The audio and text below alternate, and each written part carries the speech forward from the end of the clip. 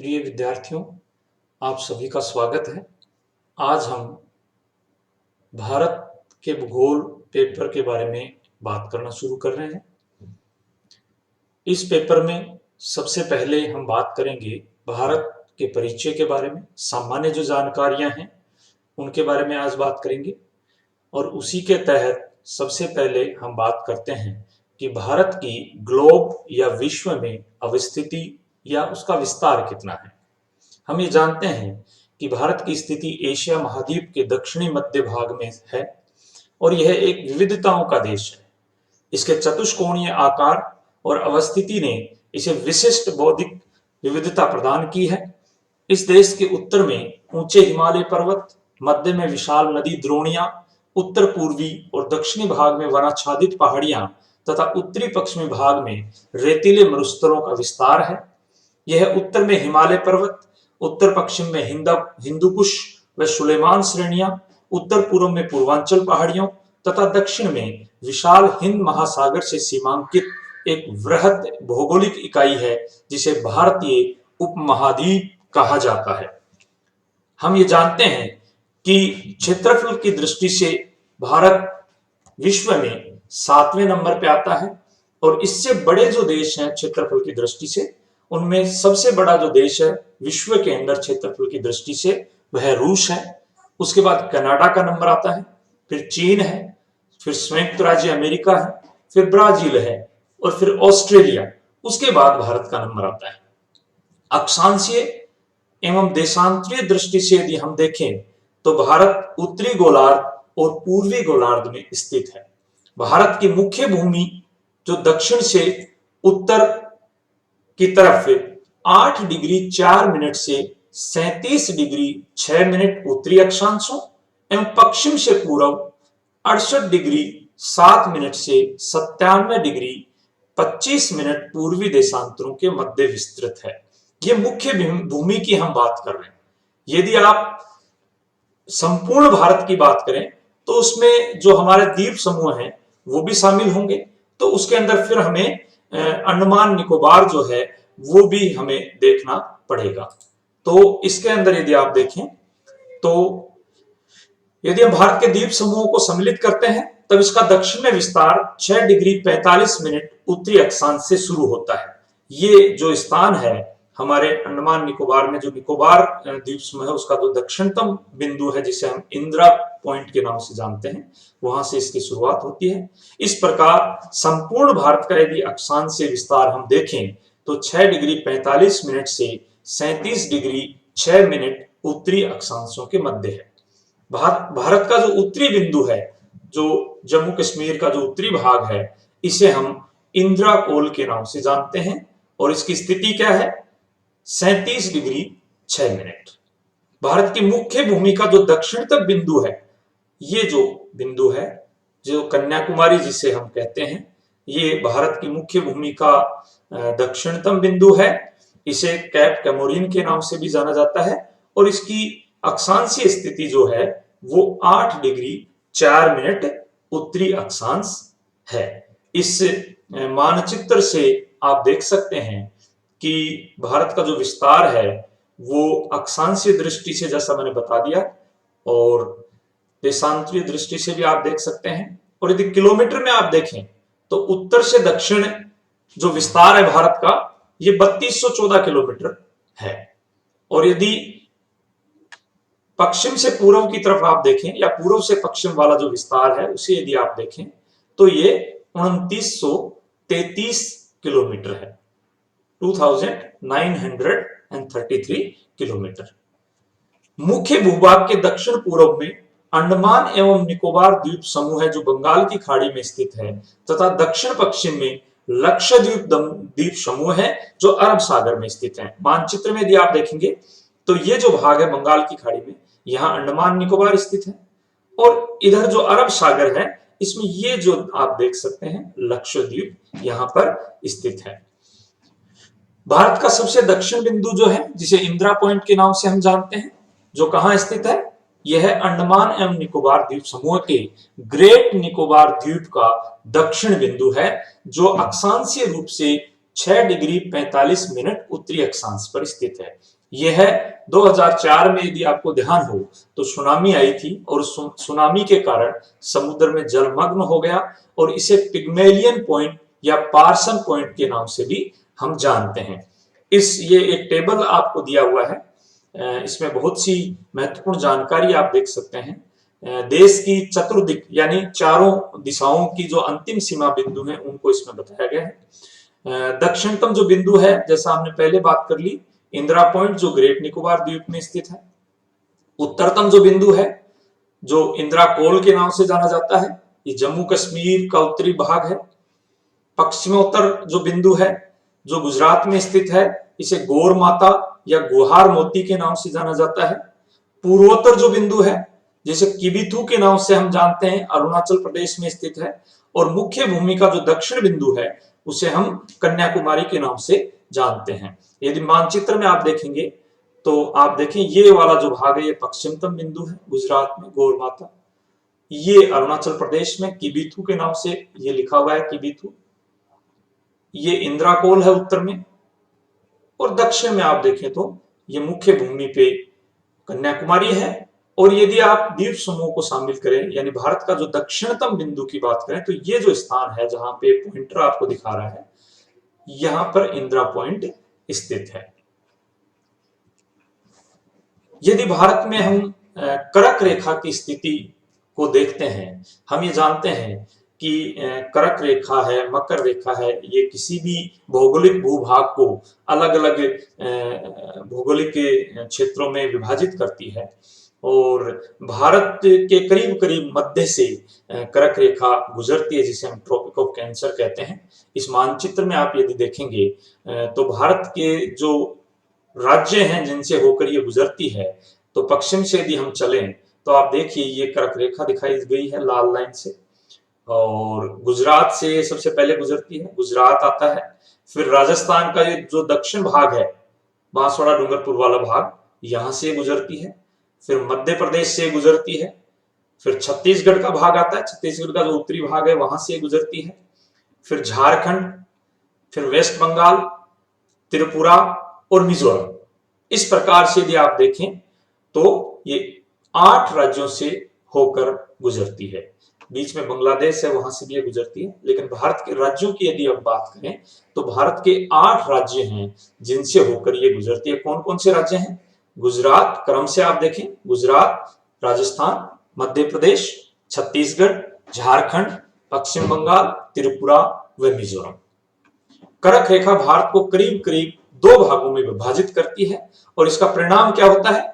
इसका परिणाम यह है कि भारत का जो दक्षिण भाग है वो उष्णकटिबंध क्षेत्र में आता है, और उत्तरी जो भाग है वो उपोष्ण कटिबंध कहलाता है। तो इसका जो प्रभाव है वो सामान्य रूप से किसी क्षेत्र के जलवायु पे भी पड़ता है। लेकिन चूंकि हमारे यहाँ पे हिमालय की स्थिति इस प्रकार की है कि कर्क रेखा के कारण बहुत बड़ा फर्क हमारे यहाँ पे जलवायु पे नहीं पड़ता। आप यदि देशांतरीय प्रमुख रेखा की बात करें तो जो भारत की जो मानक समय रेखा जिसे हम कहते हैं, जिससे भारत का जो समय है वो निर्धारित होता है, वो 82.5 डिग्री पूर्व की जो रेखा है उसे माना गया है। और यह इलाहाबाद के निकट मिर्जापुर से होकर गुजरती है। इस देशांतर रेखा को भारत की मानक देशांतर रेखा भी कहते हैं। यह भारत के 5 राज्यों, कौन कौन से राज्यों से होकर गुजरती है?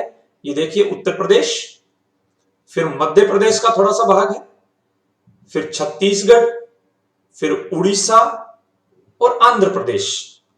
इस प्रकार से 5 राज्य ऐसे हैं जिनसे होकर हमारी जो मानक देशांतर रेखा है 82.5 डिग्री पूर्वी देशांतर जो है वो इन 5 राज्यों से होकर गुजरती है। भारतीय मानक समय जो है वो ग्रीनविच मीन टाइम जो लंदन से होकर गुजरती है, 0 डिग्री की रेखा, 0 डिग्री देशांतर जिसे हम कहते हैं, ग्रीनविच मीन टाइम, वहां से 5 घंटे और 30 मिनट आगे है। हम ये सब जानते हैं कि 5.5 घंटे हमारा समय जो है वो लंदन से गुजरने वाले ग्रीनविच रेखा से आगे चलता है। जनांकीय एवं भौगोलिक आकार की यदि हम बात करें तो 2011 की जनगणना के अनुसार भारत की जो कुल जनसंख्या थी वो करीब 121 करोड़ थी। चीन के बाद भारत दुनिया का दूसरा सर्वाधिक जनसंख्या वाला देश है और इस प्रकार से पूरे विश्व की जो कुल जनसंख्या है उसका 7.5% जो जनमानस है वो भारत में निवास करता है।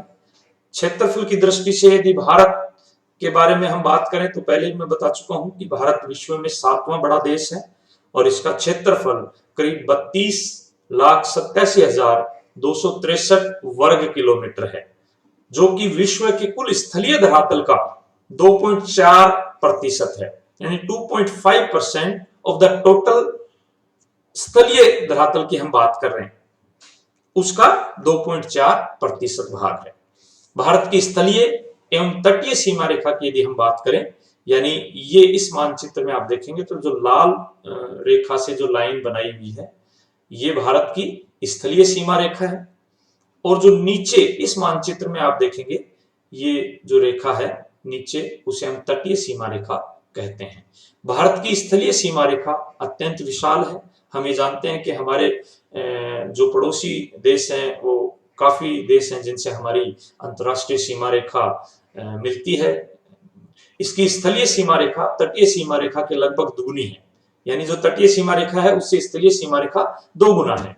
भारत की स्थलीय सीमा रेखा की कुल लंबाई जो है वो 15,200 किलोमीटर है, 15,200 किलोमीटर।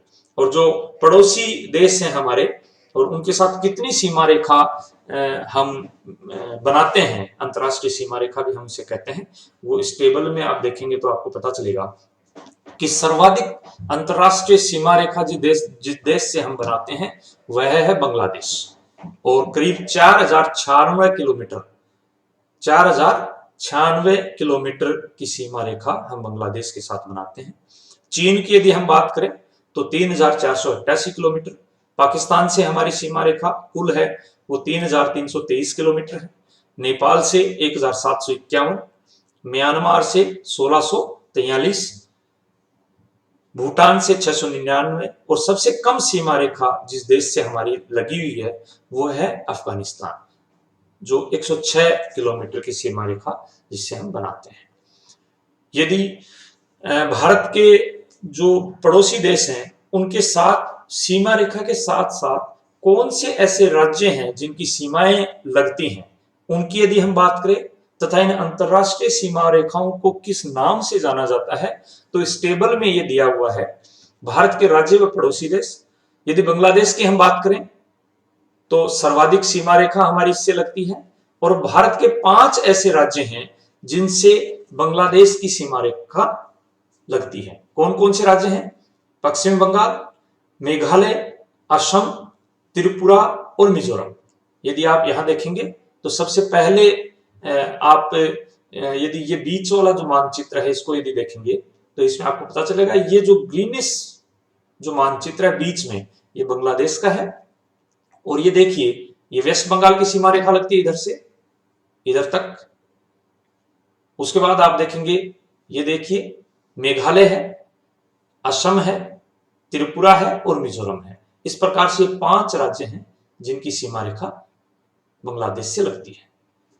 अगला यदि चीन के साथ सीमा रेखा की हम बात करें तो जो अंतरराष्ट्रीय सीमा रेखा चीन और भारत के बीच में है उसे मैकमोहन रेखा के नाम से हम जानते हैं और ये 4 राज्यों और एक केंद्र शासित प्रदेश से ये अंतरराष्ट्रीय सीमा रेखा लगती है। केंद्र शासित प्रदेश क्योंकि जम्मू कश्मीर है उसको केंद्र शासित प्रदेश बना दिया गया है, इसलिए ये थोड़ा सा बदलाव इसमें आप देख सकते हैं। और हिमाचल प्रदेश राज्यों की यदि हम बात करें तो हिमाचल प्रदेश, उत्तराखंड, सिक्किम, अरुणाचल प्रदेश और साथ में जम्मू कश्मीर और लद्दाख ये केंद्र शासित प्रदेश हैं। इसमें लद्दाख है नहीं, केंद्र शासित प्रदेश हैं जिनसे इसकी सीमा रेखा लगती है। यदि आप देखेंगे ये पाकिस्तान के साथ, ये चीन के साथ सीमा रेखा। इस मानचित्र में आप देख सकते हैं कि Indian state sharing border with China, तो जम्मू कश्मीर इधर वाला भाग, ये जो भाग है ये लद्दाख का है जो चीन के साथ लगता है। राज्यों की यदि हम बात करें तो आप देखिए हिमाचल प्रदेश ये रहा, उत्तराखंड, फिर सिक्किम और फिर अरुणाचल प्रदेश, ये 4 राज्य हैं जिनसे चीन की सीमा रेखा मिलती है या लगती है। पाकिस्तान की यदि हम बात करें तो पाकिस्तान और भारत की जो अंतरराष्ट्रीय सीमा रेखा है उसे रेड क्लिफ के नाम से जाना जाता है। इसके साथ 3 राज्य हैं भारत के जिनकी सीमा रेखाएं लगती हैं। आप यदि देखेंगे तो इधर से दक्षिण से यदि शुरू करें, ये वाला जो मानचित्र है, गुजरात की सीमा रेखा, राजस्थान की काफी सीमा रेखा इससे लगती है, फिर पंजाब, और पहले जो जम्मू कश्मीर राज्य था जिसे आजकल केंद्र शासित प्रदेश बना दिया गया है, उससे भी पाकिस्तान की सीमा रेखा लगती है। तो इस प्रकार से 3 राज्य और 1 केंद्र शासित प्रदेश है जिनसे पाकिस्तान की अंतरराष्ट्रीय सीमा हमारे से मिलती है। इसी प्रकार से नेपाल की यदि हम बात करें तो 5 राज्य हैं, उत्तर प्रदेश, बिहार, पश्चिम बंगाल, सिक्किम, उत्तराखंड। आप देखेंगे नेपाल के साथ ये बीच वाला जो मानचित्र है इसमें आप देख सकते हैं उत्तराखंड है, उत्तर प्रदेश है, बिहार है, सिक्किम है और वेस्ट बंगाल। वेस्ट बंगाल का ऊपर वाला जो भाग है, ये देखिए यहाँ पे, ये जो भाग है यहाँ इसकी सीमा रेखा नेपाल के साथ लगती है।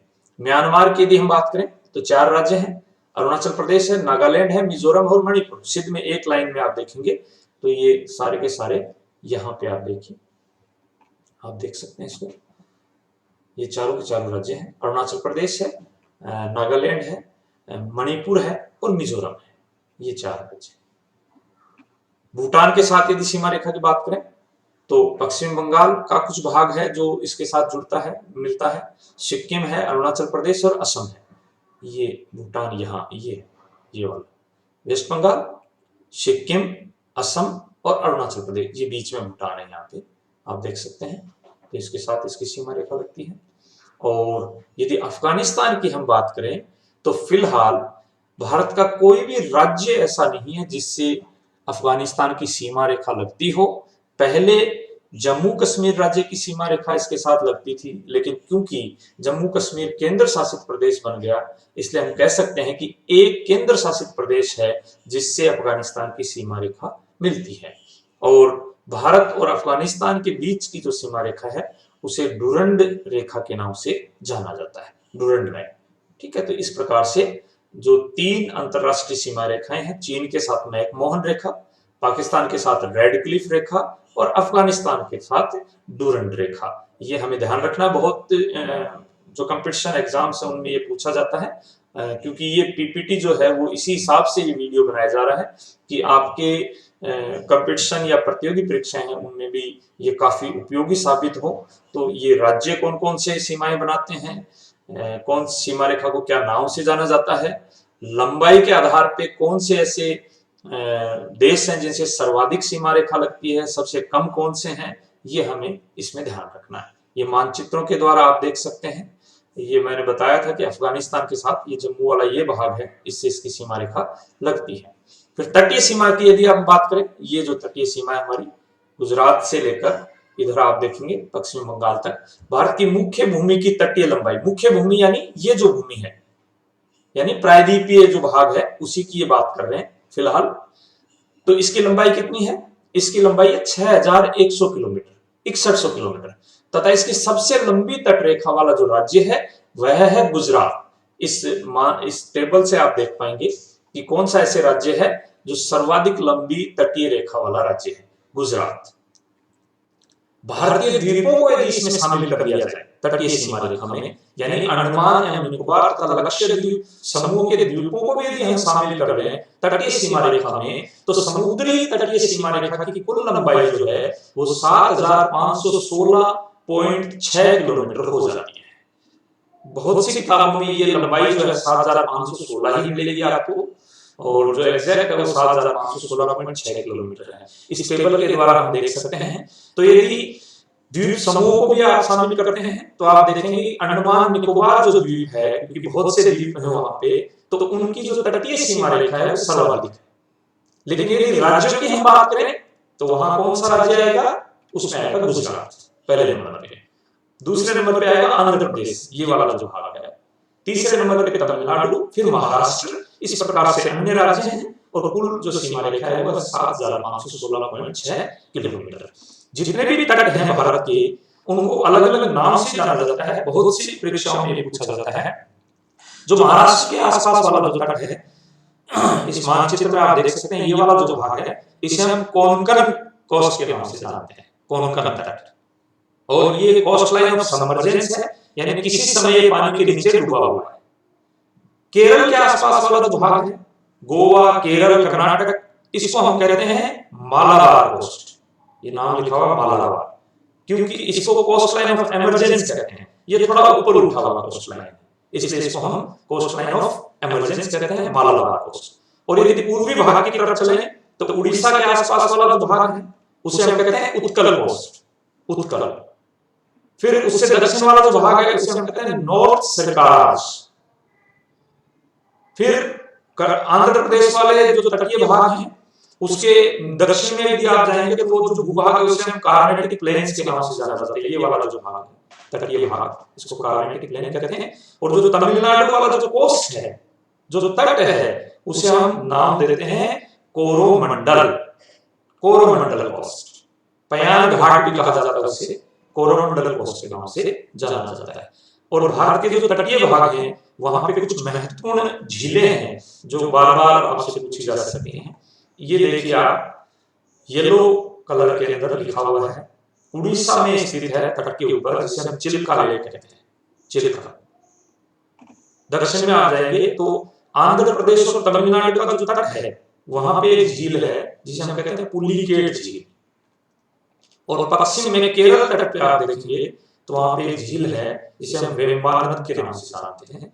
वहां पे बहुत सी छोटी छोटी झीलें हैं जिन्हें बैक वाटर्स के या पश्च जल के नाम से भी जाना जाता है, बैक वाटर्स कहते हैं। विस्तार से हम आगे बात करेंगे इस बारे में। तो ये तट की स्थिति है।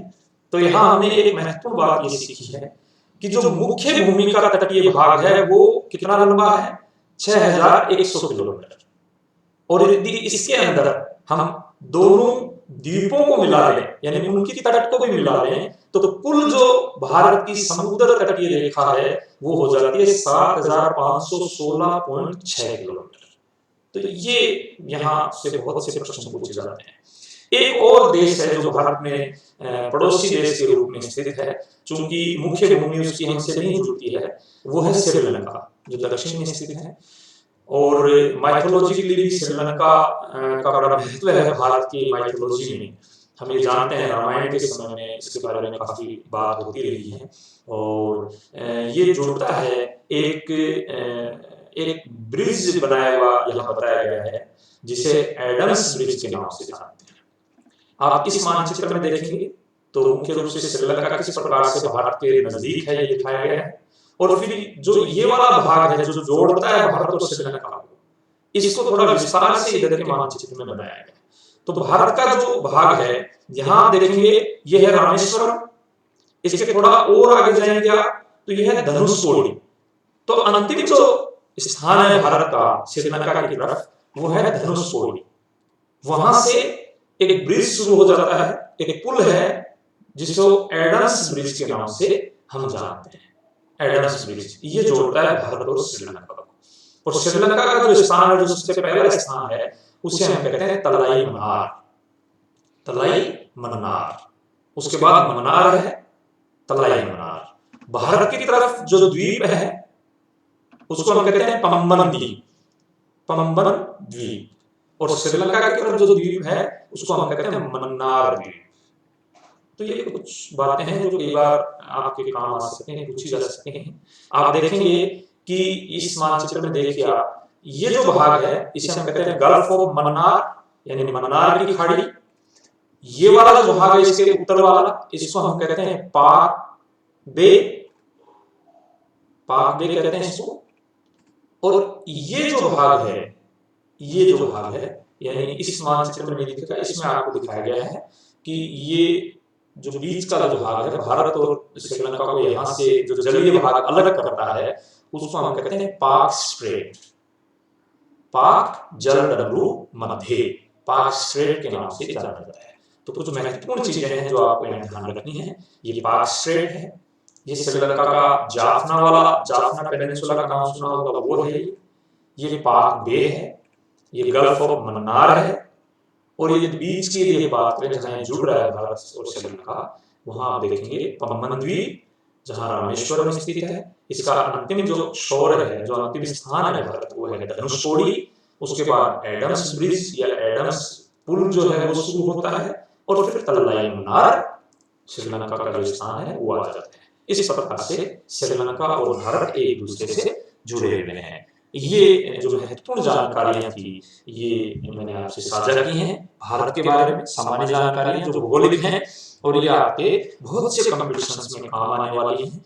आगे भी हम इसी प्रकार से नई जानकारी लेकर आपके पास आएंगे। धन्यवाद।